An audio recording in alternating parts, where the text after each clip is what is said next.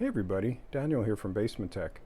About a week ago I put out a quick little video on how you can get 16 additional I/O pins for your esp8266 projects.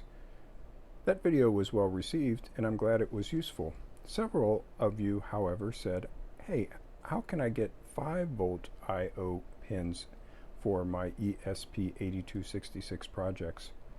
Some of the more experienced among you know that it can be a little challenging to drive MOSFET gates, for example, with 3.3 volts, and that little additional 1.7 volts actually is kind of helpful in that regard.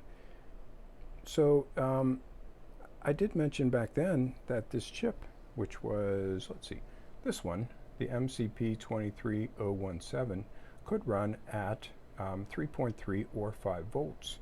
You kind of have to run the whole chip one way or the other. In other words, the power supply and the I2C voltage levels have to match. So if you put 3.3 volts on the power supply and you're getting 3.3 volts on the I2C lines from your ESP8266, then you're going to get 3.3 volt additional I/O pins. Several of you said, hey, how can I get 5 volt pins out of this setup? And it is possible.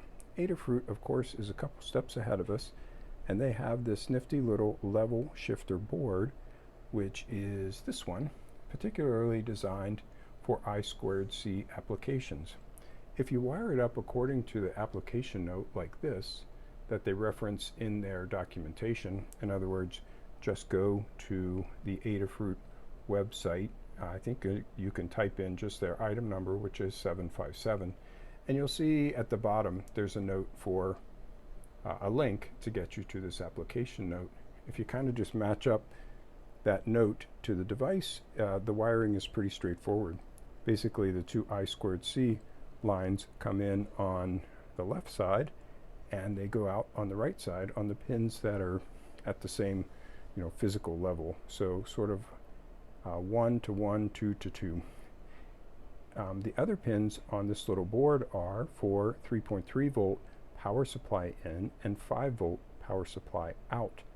If you do that, then you have 5 volt I2C to run into your port expander, and if you power then the port expander from your 5 volt power supply, lo and behold, you get an additional 16 5 volt I/O pins. That's fun and quite useful.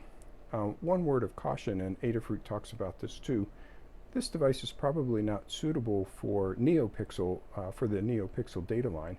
But anyway, pretty cool. ESP8266 with 16 5 volt I/O pins. Pretty cool. Hope it's useful. Thanks. Bye.